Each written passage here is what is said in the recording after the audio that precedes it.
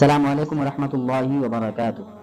کل کی ویڈیو میں آپ نے جنت کے عیش و آرام اور وہاں کے رہن سہن کے بارے میں سماعت فرمایا تھا۔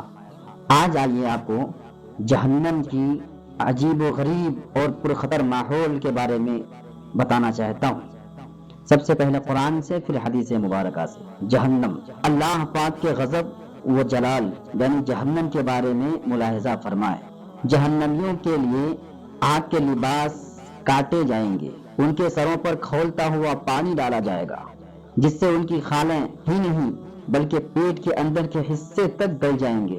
جہنمیوں کے لیے آگ کا اوڑھنا اور آگ کا بچھونا ہوگا۔ جہنمیوں کی گردنوں میں طوق، ہاتھوں میں زنجیریں اور پاؤں میں بیڑیاں پہنا کر آگ میں گھسیٹا جائے گا۔ جہنمیوں کو جہنم میں آگ کے پہاڑے صعود پر چڑھا دیا جائے گا۔ جہنمیوں کو پینے کے لیے زخموں سے بہنے والے خون اور پیپ کا آمیزہ دیا جائے گا۔ غلیظ اور بدبودار کھولتا ہوا پانی پینے کے لیے دیا جائے گا جو منہ سے لگاتے ہی سارے چہرے کو جلا ڈالے گا۔ بدمزہ، بدبودار، کڑوا، کانٹے دار درخت جہنمیوں کو کھانے کے لیے دیا جائے گا۔ جہنم میں جہنمیوں کو مارنے کے لیے لوہے کے غرض ہوں گے۔ جہنمیوں کو تنگ و تاریک کوٹھریوں میں ٹھونس دیا جائے گا جہاں سے وہ موت کی تمنا کریں گے لیکن موت نہیں آئے گی۔ جہنم کے بارے میں چند احادیث مبارکہ بھی ملاحظہ فرمائے۔ جہنم میں اونٹوں کے برابر سانپ ہوں گے جن کی ایک مرتبہ کاٹنے سے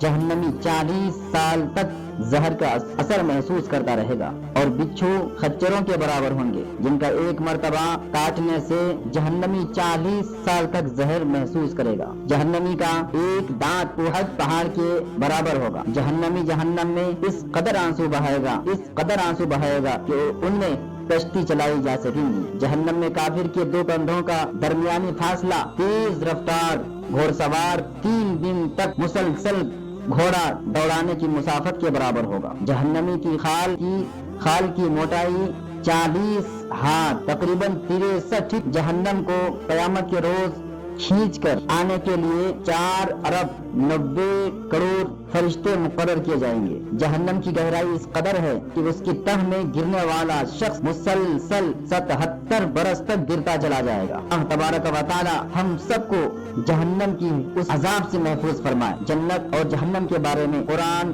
اور حدیث کے حوالے سے یہ ایک مختصر سا تعارف تھا جو پہلے میں نے آپ کو جنت کے بارے میں بتایا، اور آج یعنی اس ویڈیو میں آپ کو جہنم کے بارے میں بتا رہا ہوں۔